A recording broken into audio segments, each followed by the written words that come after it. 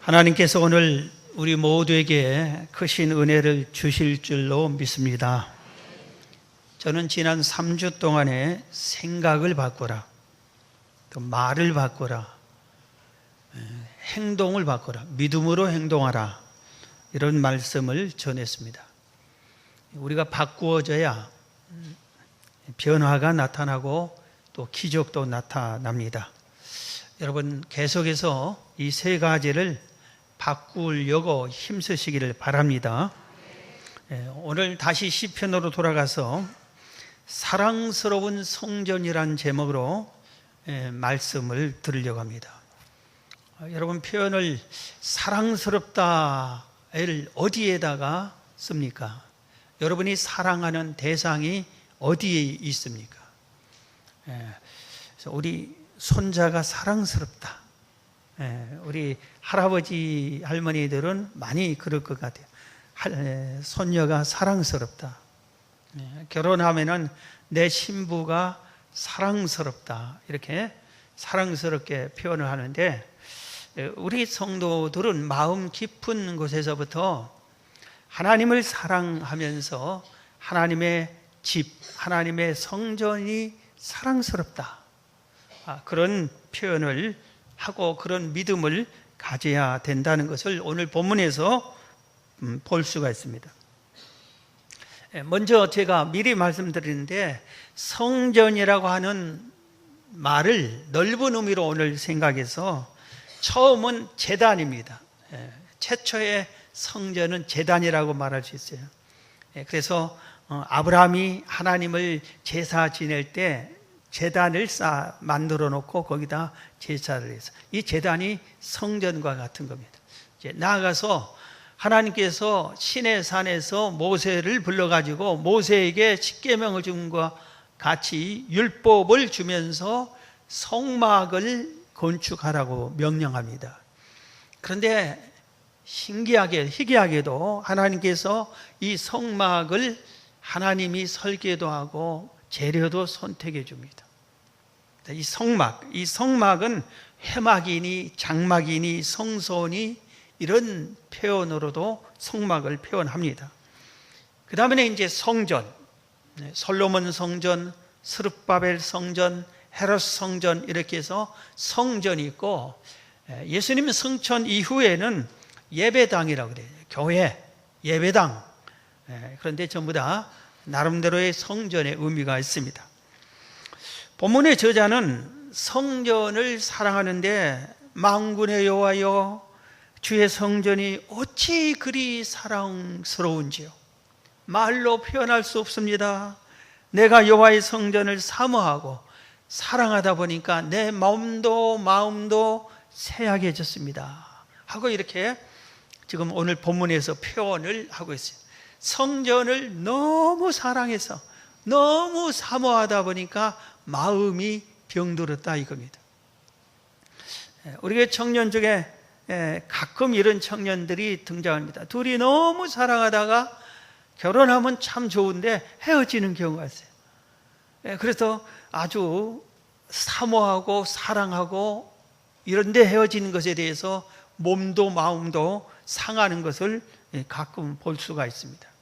그런데 오늘 시편 84편 저자는 이런 사람에 대한 사랑이 아니라 하나님의 성전을 이렇게 너무 사모하고 사랑을 했다 이겁니다. 그러면서 우리에게도 그렇게 하나님의 성전을 사모해라, 성전을 사랑해라 하고 이렇게 오늘 본문이 가르치는 것입니다. 자, 그러면 우리가 먼저 생각할 거, 왜 우리가 하나님의 성전을 사모하고 사랑해야 되는가 이겁니다.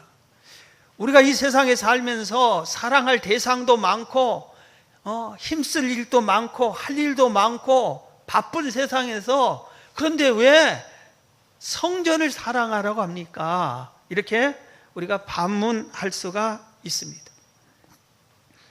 몇 가지 오늘 먼저 말씀드리면은, 이 성전은 여호와의 전이기 때문에, 예수님의 집이기 때문에 우리가 사모하고 사랑해야 된다 이것입니다. 부활하신 예수님께서 승천하기 직전에 제자들 중에서 자기가 가장 신뢰하는 사랑했던 제자 베드로에게 물었습니다. 요한의 아들 시몬아, 네가 이 모든 사람들보다 나를 더 사랑하느냐 하고 물었습니다. 그래서 베드로가 주여 사랑한다고 이렇게 고백을 하는데 3번이나 물은 장면을 우리는 압니다. 이 모든 사람보다, 여러분이 예수님께서 지금 나타나서 여러분들에게 아무개 집사야, 이 모든 사람들보다 나를 더 사랑하느냐? 그럼 여러분 뭐라고 대답하겠어요? 우리가 대답할 때, 네, 저는 제 아내보다, 제 자식보다, 제 부모보다, 친구니 동창이니 전우니 동료니 이런 사람들보다 주님을 더 사랑합니다. 이렇게 대답을 한다면은 네가 주님이 아마 이렇게 또 말할 수 있을 거야. 네가 그토록 나를 사랑하면은 내 집을 사랑해라. 예수님의 집. 예수님께서는 성전을 가리켜서 내 집이라고 그래요. 교회를 가리켜서 내 집이라고 그랬겠죠. 그러니까 우리가 주님을 이토록 사는, 주님이 어떤 분이에요? 나를 위해서 대속하기 위해서, 죄를 대속하려고 대신 죽어주신 분인데 이분의 집을 사랑해요. 이 집을, 교회를 위해서 주님께서 어떻게 표현했냐면은 피로 값주고 샀다고 그러죠. 그래서 우리는 하나님의 성전을 사랑할 수밖에 없구나 깨달아야 합니다. 하나님께서 또 이렇게 말씀하시세요. 요한복음 6장 5절에 너는 마음을 다하고 뜻을 다하고 힘을 다하여 내 하나님 여호와를 사랑하라 그랬어요. 마음을 다하고 뜻을 다하고 힘을 다해서 여호와를 사랑하라. 그럼 우리가 사랑하겠습니다. 그러면 하나님이 또 나를 사랑한 것 같이 내 집도 사랑해라. 성전은 여호와의 전이라고 성경은 말하고 있어요. 그렇기 때문에 여호와의 전이요, 예수님의 집인 이 성전을 우리가 어떻게 해야 돼요? 당연히 사모하고 사랑해야 되겠죠. 여러분 사랑하시기를 축원합니다. 자, 그 다음에 왜 하나님의 성전을 사모하며 사랑해야 되냐면은 성전은 하나님을 상징하는 거룩한 전이기 때문에 그렇습니다. 우리나라를 상징하는 것이 뭐예요? 태극기. 태극기를 어디다 걸어놔도 이거는 대한민국 국기, 우리나라를 상징해요. 그리고 애국가 하면 대한민국의 국가, 이렇게 무궁화, 우리나라의 꽃 이러잖아요. 그러니까 우리나라 국가를 상징하는 것들이, 이런 것들이 있는 것처럼 하나님을 상징하는 것이 성전이에요. 그러니까 이 세상에서 하나님은 영이시기 때문에 우리 눈에 보이지 않지만 하나님을 상징하는 눈에 보이는 것이 2가지가 있어요. 그게 뭐냐면 하나는 성경이에요. 이게 하나님의 말씀, 하나는 성경이고, 하나는 하나님의 집인 성전을 우리가 눈에 보이는 하나님을 상징하는 거예요. 그래서 예배당 하면은 세상 사람들이 예수 믿는 사람들이 가는 곳, 그렇게 표현을 하잖아요. 그래서 하나님과 예수님을 상징하는 것이기 때문에, 그런 전이기 때문에 우리가 사모하고 사랑을 해야 되는 겁니다. 그 다음에 왜 우리가 또 사모하고 사랑했냐면은 하나님께서 직접 설계하고 세운 집이요, 임재하기 때문에, 임재하고 있는 거룩한 전이기 때문에 그렇습니다. 하나님께서 성막을 지을 때 방금 말한 것처럼 모세를 시내산에 불러가지고 성막을 지어라, 내 집을 지어라 이렇게 할 때 하나님이 직접 설계를 하셨어요. 그리고 재료를 직접 선택을 하셨어요. 출애굽 25장 1절에 보면 여호와께서 모세에게 말씀하여 이르시되, 그 내용입니다. 그리고 출애굽 25장 8절 보면은 내가 그들 중에 거할 성소를, 그 성소에 내가 거하겠다 이겁니다. 내가 그들 중에 거할 성소를 그들이 나를 위하여 짓되 무릇 내가 내게 보이는 모양대로 장막을 짓고 기구들도 그 모양을 따라 지을지니라. 모양대로라는 이 말은 내가 너에게 말한 대로 설계한 대로 지으라 이겁니다. 네 마음대로 막 지으는 것이 아니라 이겁니다. 그래서 성막을 지을 때는 증거괴니 진설병이니 또는 촛대니 제단이니 이런 것들을 만들 때 하나님께서 직접 이렇게 만들어라, 크기는 얼마나 해라, 재료는 뭘로 만들어라 이랬습니다. 예를 들어서 하나님의 언약궤를 만들 때는 이 언약궤는 아카시아 나무로 만들라고 했어요. 아카시아 나무. 그 나무를 하나님이 지명했는데 아카시아 나무예요. 왜 하필로 이 세상에 좋은 나무들이 많이 있는데 백향목으로 하라고 했지 않고 아카시아 나무로 하라고 했을까? 그리고 아카시아 나무로 이 궤를 만든 다음에 그 궤를 금으로 딱 씌워라. 그렇게 하나님의 재료까지 다 했어요. 아카시아 나무로 하는 이유는 아카시아 나무는 쉽게 말하면 잡목의 잡목, 어디든지 있는 제일 많은. 이것은 하나님께 언약궤로 쓰임 받을 만한 그런 귀한 일도 잡목 같은 사람들, 우리가 쓸모없는 사람들, 별별 없는 사람들도 그렇게 귀하게 쓸 수 있다 이겁니다. 쓰임 받을 수 있다, 그런 의미가 있습니다. 그래서 하나님의 성전은 하나님이 설계했기 때문에 이 세상에 어느 아름다운 집이고 유명한 집이고 멋있는 집이라 할지라도 그건 사람이 설계했었고 사람이 재료를 선택했어요. 여러분이 집을 지을 때도 조그만하게 이렇게 지으면 여러분이 다 재료 선택할 수 있고 설계도 여러분들이 마음대로 바꿀 수 있어요. 물론 이 도시에는 큰 건물 수천 평 이상 이렇게 지을 때는 심의위원들이 정해줍니다. 색깔도 무슨 색깔로 하라고까지 정해줍니다. 그걸 통과해야 그 색깔을 칠할 수 있어요. 여러분 아파트를 어디 이렇게 딱 보는데 까만색 칠한 아파트 봤어요? 빨간색 칠한 아파트 봤어요? 파란색? 그건 못 칠하게 하는 겁니다.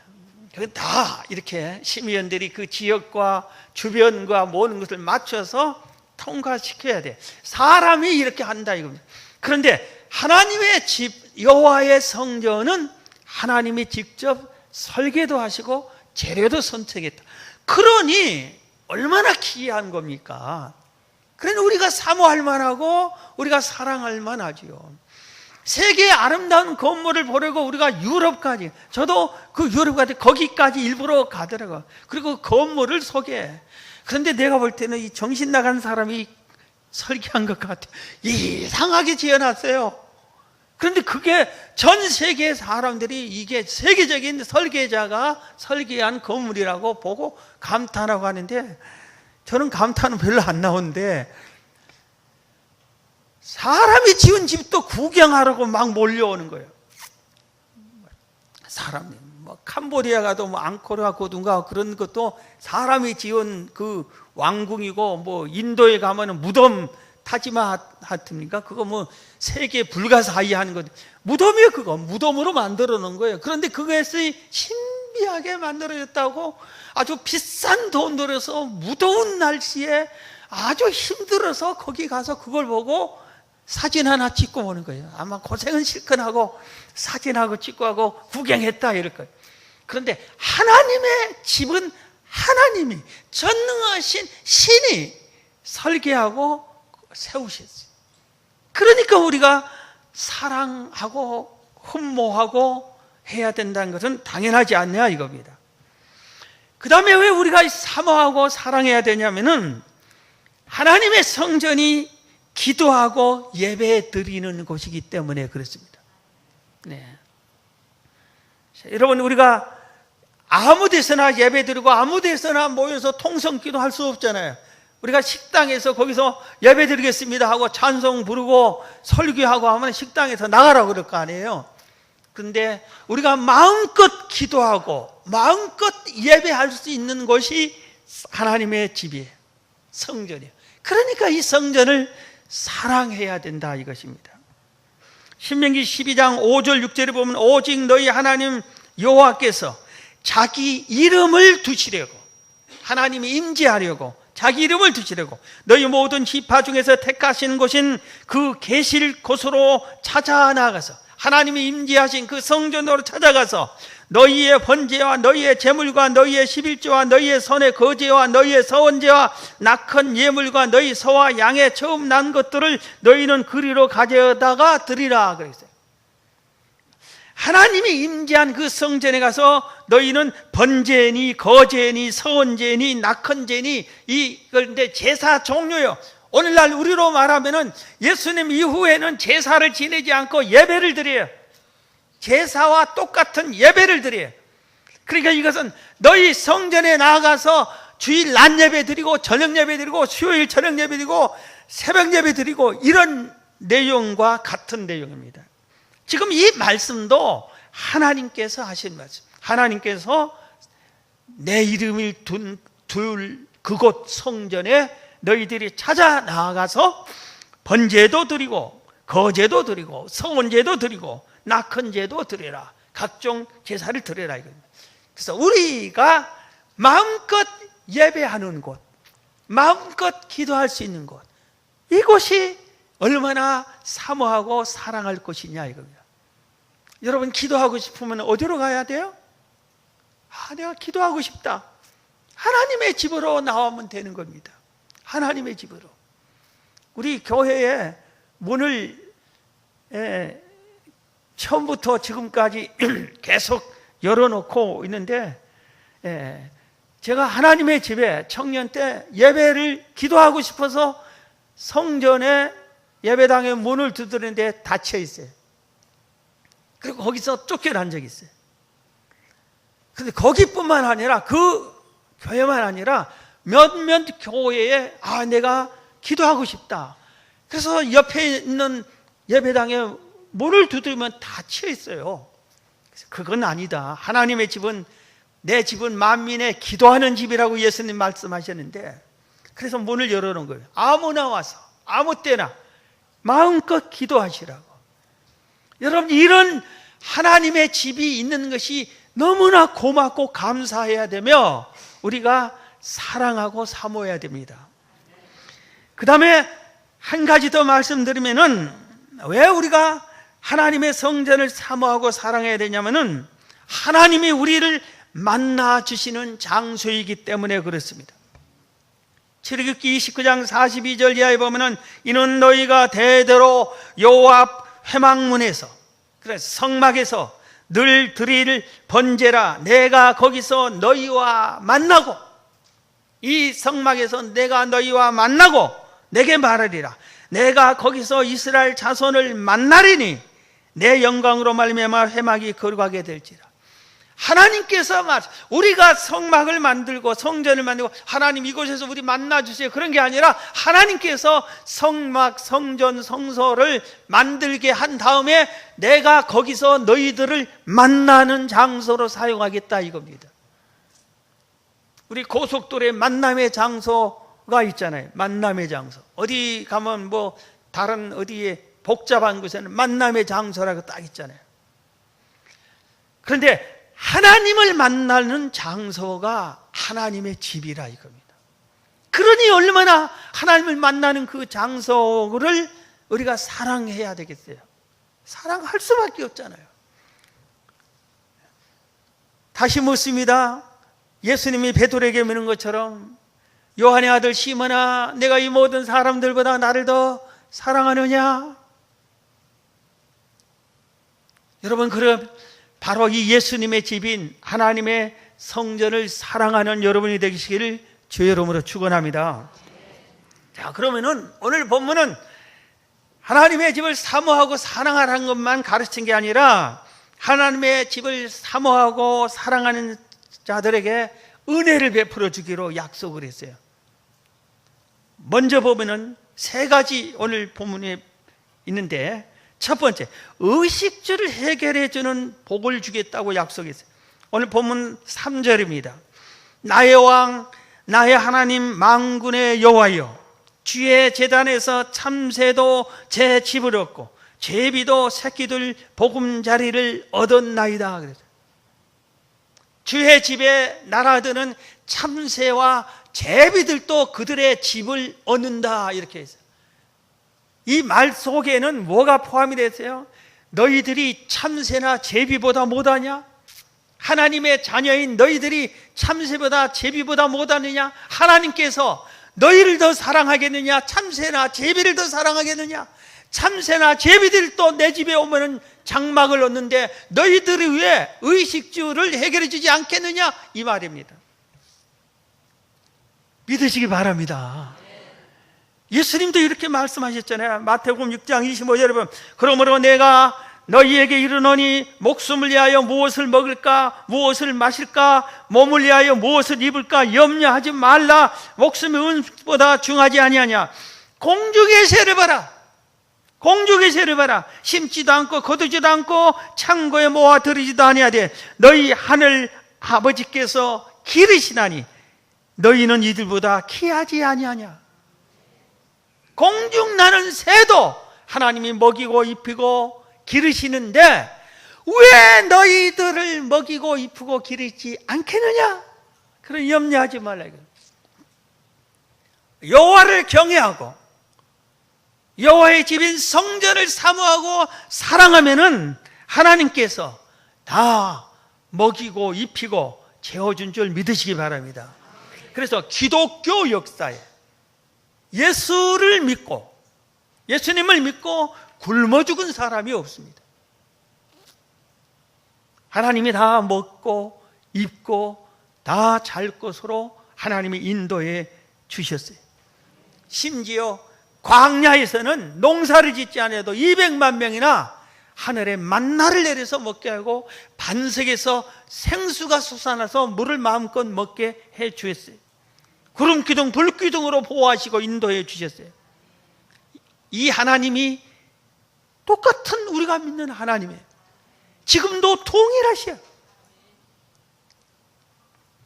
그래서 우리가 하나님을 경외하고 하나님의 성전을 사모하고 사랑하면은 반드시 우리의 의식주 문제를 해결해줘. IMF가 터지고 이보다 더 어려운 경제가 아주 어려움을 닥치고, 물론 그럴 때 우리들이 쓰고 남고 호화롭게 못할지언정 굶어 죽지는 않게 해주세요. 믿으시기를 바랍니다.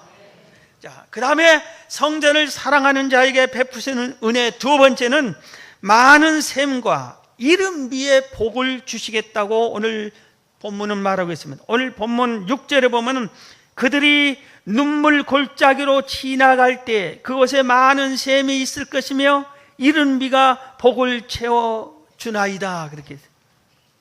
하나님의 성전을 사랑하고 사모하는 자가 눈물 골짜기를 지난다는 것은 이 세상 살 때 눈물 흘릴 일을 당하고 억울한 일을 당하고 속상한 일을 당하고 힘든 일을 당할 때 하나님이 위로해 주면서 그들에게 많은 샘과 이른비의 복을 주겠다고 약속을 한 겁니다.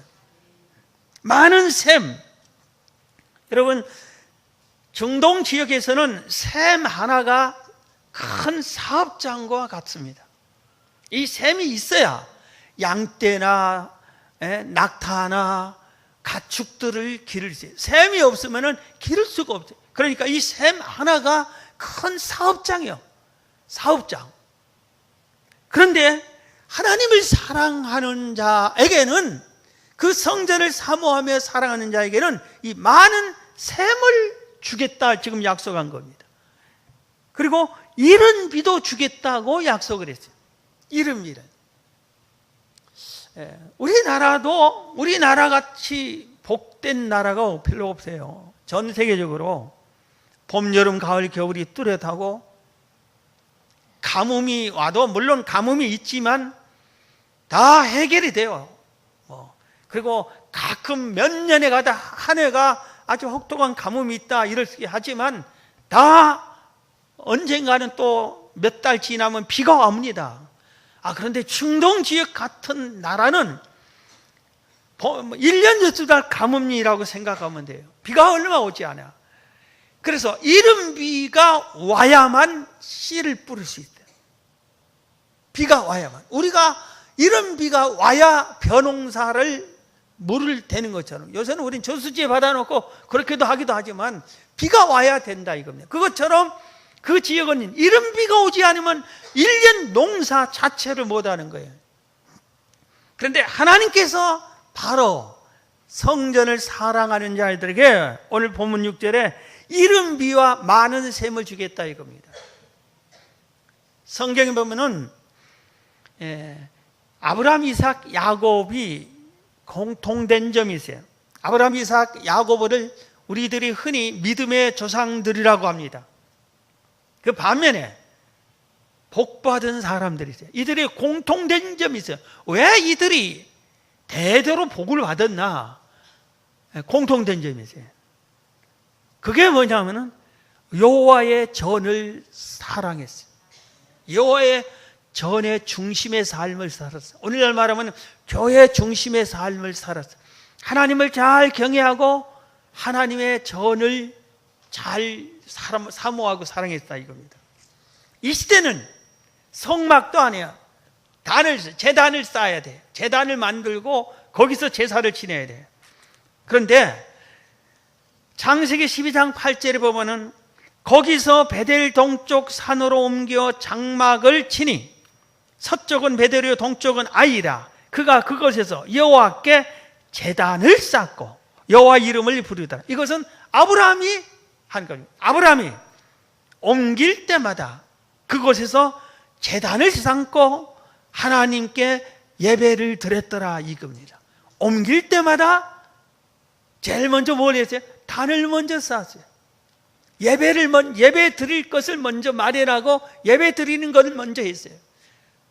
미국에 건너가는 청교도들이 제일 먼저 성전을 먼저 지은 것처럼 아브라함이 먼저 예배 옮길 때마다 하나님께 단을 쌓고 하나님께 제사 지내는 일을 먼저 했죠. 그럼 이삭은 뭐냐? 이삭도 그랬어요. 창세기 26장 25절에 보면 이삭이 그곳에 제단을 쌓고 새로 옮긴 장소에서 여호와 이름을 부르며 거기 장막을 쳤더니 이삭의 종들이 거기서도 우물을 팠더라.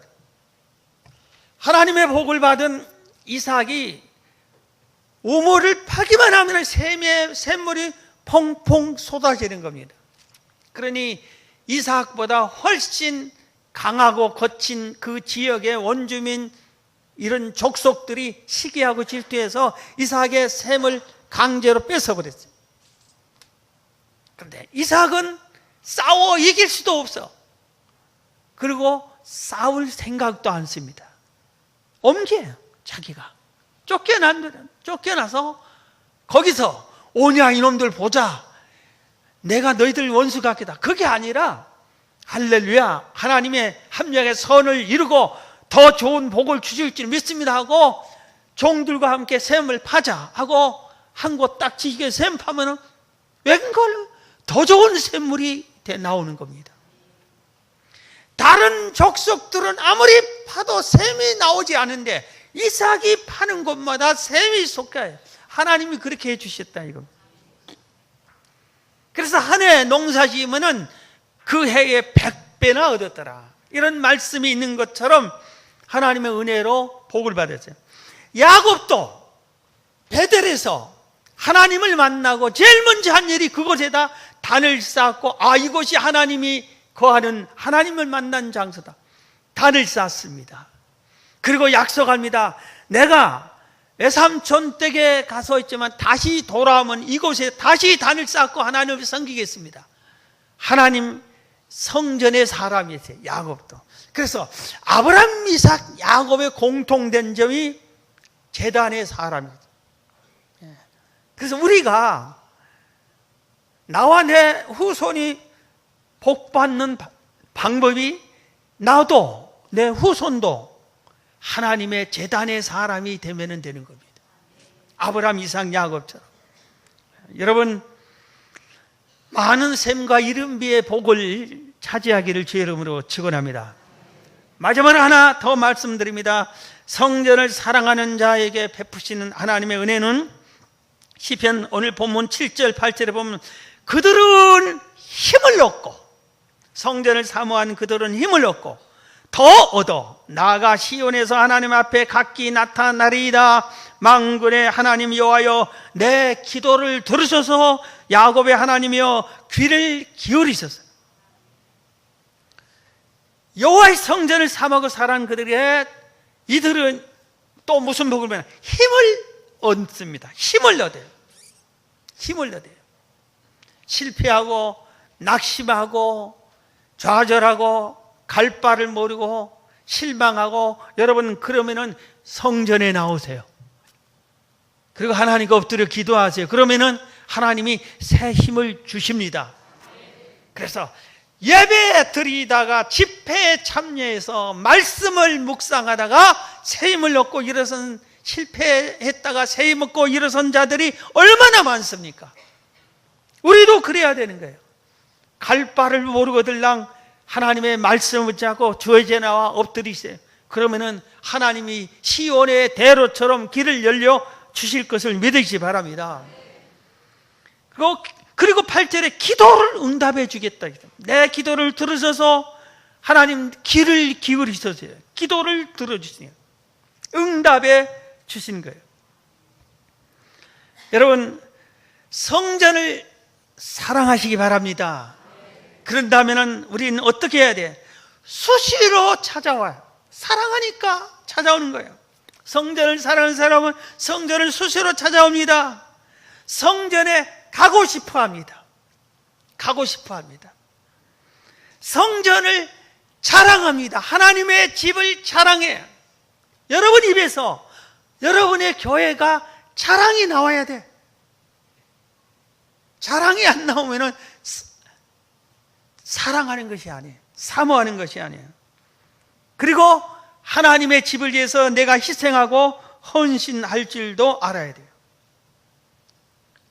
우리 믿음의 선배들은 대부분 많이 그랬어요. 시골에 있는 교회까지 가려면 수십 리 길이에요. 그런데 새벽마다 그 험한 시골길을 헤치고 새벽제를 쌓는 게 우리 믿음의 선조들이었어요. 지난주에 제가 잘한 거 한 가지를 소개했는데 또 하나 소개는 이상하게 돼. 여러분 더위를 먹었나 목사님이 자기 자랑을 또 하려고 하는데, 제가 그 초등학생 때 교회를 가는데 너무 그 눈이 갑자기 많이 온 날, 너무 많이 왔어요. 그래도 교회를 가야 되겠다고 교회를 갔어요. 그런데 내가 다니는 그 교회까지 가는 길에는 이쪽은 논이고 이쪽은 연못이에요. 그 길을 걸어요. 잘못하면 연못으로 빠지면 나는 물에 빠져 죽는 거예요. 아니면 얼어 죽든지. 거기를 건너가는데 이 어린 데니까 눈이 많이 와서 길을 걸어가도 무릎에 차는데 옆으로 논길로 빠지면 목을 찰 수 있어요. 눈이. 그런데 그 길을 헤치고 걸어가서 예배당에서, 오늘날처럼 주일날 예배당 겨울에 따뜻한, 그렇지 않아요. 맨바닥에 마루에. 그리고 난로 하나를 이게 놨는데 이게 난로에서 피워진 잔이 아마 재료가 없어서 너무 가난한 시골 교회에서 그렇게. 그런데 내 발이 고무신이고 그 다음에 버선을 신었는지 양말을 신었는지 모르는데 다 물에 젖어가지고 그걸 벗을 수밖에 없어요. 그 나만 아니라 다른 애들도. 그래서 마룻바닥이 물이 처벅처벅한 발자국들이 많이 보여요. 그래서 발을 오돌오돌 떨고 손을 떨면서도 그 예배당을 찾아왔어요. 그렇게 예배를 드렸어요. 빠뜨리지 않고. 그래서 하나님이 날 사랑하지 않았을까? 그런 생각을 한번 해보는 거예요. 성전을 사모하면은 성전을 가고 싶어요. 찾고 싶고. 그래서 교회 종소리가 들리면 왜 그렇게 평안하게 들리고 좋은지 몰라요. 시골의 교회 종소리가. 그리고 어서 가야지. 한 분을 소개하고 성전의 사람 한 분을 소개하고 말씀을 마치려고 합니다. 오늘이 7월인데 6월 지난 6월 대전 현충원에서 6월의 현충 인물로 김성은 장군을 정했습니다. 이분은 여러분 우리나라에서 해병대를 무슨 잡는 해병대라고 그러죠? 귀신 잡는 해병대라고 하는데 이 별명을 얻게 만든 사람이 바로 이 김성은 장군이에요. 이번에 해병대 6.25 전쟁이 일어났습니다. 일개 대대병력으로 북한의 7사단을 싸워서 이겨버렸습니다. 군대 안 가는 사람 이게 무슨 뜻인지 모르는데 군대에서 제일로 적은 부대가 소대예요. 그 다음이 중대, 그 다음이 대대, 그 다음이 연대, 그 다음이 사단이에요. 그렇기 때문에 대대 부대를 데리고 가서 연대 부대와 싸운 것도 아니고 대대 부대면 이쪽 대대 부대하고 싸워야 되잖아요.